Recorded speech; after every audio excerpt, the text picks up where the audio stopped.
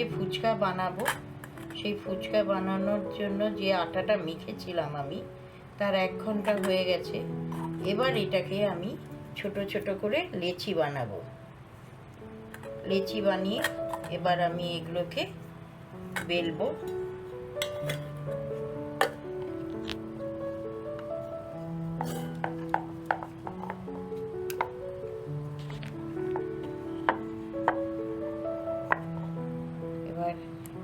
এই যে এবার আমি ছোট ছোট করে এগুলোকে বেলছি। এবার এটা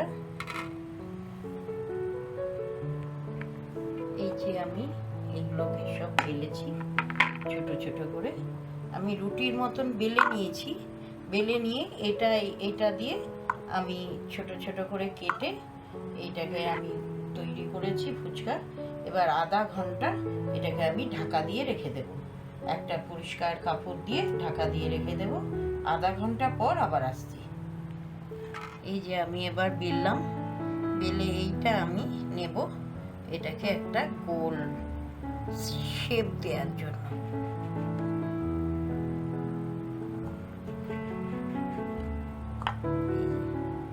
সুন্দর একটা শেপ হলো।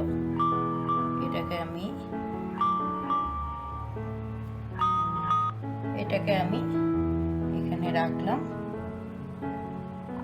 এটা যদি মনে হয় যে এটা একটু মোটা হয়ে গেছে, এটাকে আবার একবার বেলে নেওয়া যেতে পারে।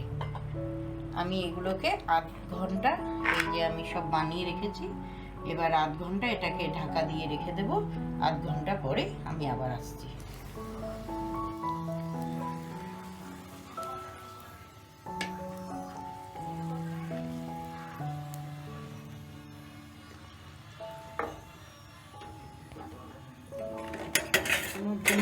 আমি তেঁতুল জল বানাবো। তেঁতুল জলের মধ্যে গন্ধরাজ লেবু দিয়েছি এটা, আর একটু তেঁতুল দিয়েছি।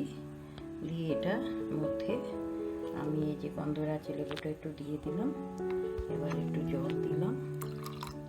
এবার এটার মধ্যে আমি একটু ভাজা মশলা দেব, নুন, একটু চাট মশলা, এমনি দিয়ে এটা তেঁতুল জলটা আমার রেডি হয়ে গেল। এবার আমি আলুর তরকারিটা বানাবো। আলুর তরকারির জন্য প্রথমে আমি দেব কাঁচা লঙ্কা বাটা, বিট নুন, এমনি নুন, একটু চাট মশলা, একটু ভাজা মশলা। এটা নিজের টেস্ট অনুযায়ী এটা দিয়ে নেবেন। এটা কাঁচা পেঁয়াজ যার নিজের টেস্ট অনুযায়ী। আচ্ছা, ধনেপাতা, এটা আমি আমার টেস্ট অনুযায়ী করব। এবার নিজেদের টেস্ট অনুযায়ী করে নেবেন। এবার একটু তেঁতুল জল,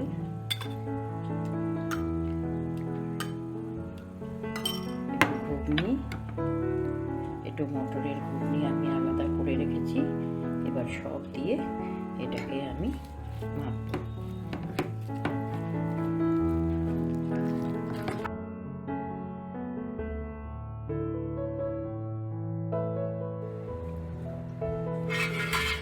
আমার ফুচকা হয়ে গেছে।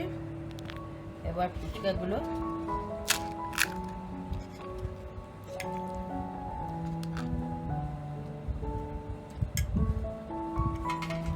রেডি।